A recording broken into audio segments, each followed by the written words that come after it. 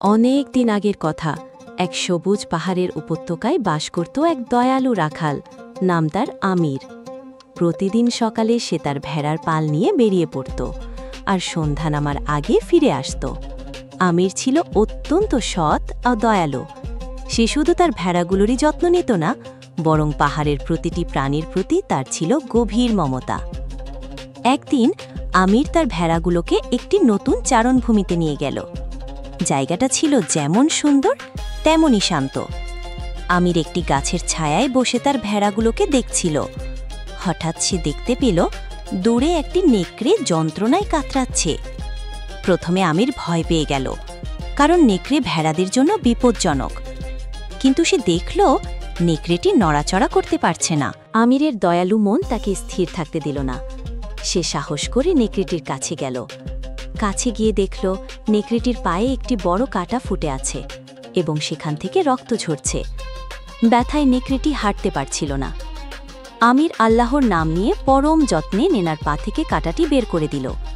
তারপর তার কাছে থাকা সামান্য পানি দিয়ে ক্ষতস্থানটি পরিষ্কার করে দিল এবং একটি গাছের পাতা দিয়ে বেঁধে দিল। সেবা পেয়ে নেকড়েটি কৃতজ্ঞ চোখে আমিরের দিকে তাকালো এবং ধীরে ধীরে খোঁড়াতে খোঁড়াতে জঙ্গলের দিকে চলে গেল। আমির তার ভেড়ার পালে ফিরে এলো এবং এই ঘটনাটি কাউকে বলল না। সে জানত আল্লাহ তার এই কাজ দেখেছেন। কয়েক মাস পরের ঘটনা। একদিন আমির তার ভেড়াগুলোকে নিয়ে পাহাড়ের গভীরে চলে গিয়েছিল। হঠাৎ করেই আকাশ কালো করে ঝড় শুরু হলো। আমির তার ভেড়াগুলোকে নিয়ে একটি গুহায় আশ্রয় নিল, কিন্তু ঝড়ের প্রকোপ এত বেশি ছিল যে একটি ভেড়া দলছুট হয়ে হারিয়ে গেল। ঝড় থামলে আমির ভেড়াটিকে খুঁজতে বের হলো। অনেক খোঁজাখুঁজির পর সে দেখল একটি ক্ষুধার্ত নেকড়ে তার ভেড়াটিকে ঘিরে রেখেছে। আমির ভয় পেয়ে গেল এবং ভাবল আজ সে তার ভেড়াটিকে আর বাঁচাতে পারবে না। কিন্তু আমিরকে অবাক করে দিয়ে নেকড়েটি ভেড়াটির কোনো ক্ষতি করল না। আমির কাছে যেতেই নেকড়েটি তার দিকে তাকাল এবং মাথা নাড়ল। আমির তখন চিনতে পারল এ তো সেই নেকড়ে যাকে সে কয়েক মাস আগে সাহায্য করেছিল। নেকড়েটি শুধু ভেড়াটিকে ঘিরে রেখেছিল যাতে অন্য কোনো হিংস্র প্রাণী তার ক্ষতি করতে না পারে। আমির তার ভেড়াটিকে ফিরে পেয়ে আল্লাহর শুকরিয়া আদায় করল।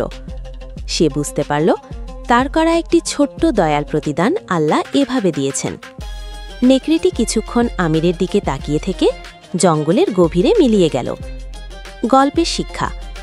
এই গল্প থেকে আমরা এই শিক্ষা পাই যে দয়া একটি মহৎ গুণ। আমরা যদি আল্লাহর সৃষ্টির প্রতি দয়া দেখাই, তবে আল্লাহ আমাদের প্রতি দয়া করেন এবং কঠিন বিপদে সাহায্য করেন। কোনো কাজকেই ছোট মনে করা উচিত নয়, কারণ আল্লাহ প্রতিটি কাজের প্রতিদান দেন।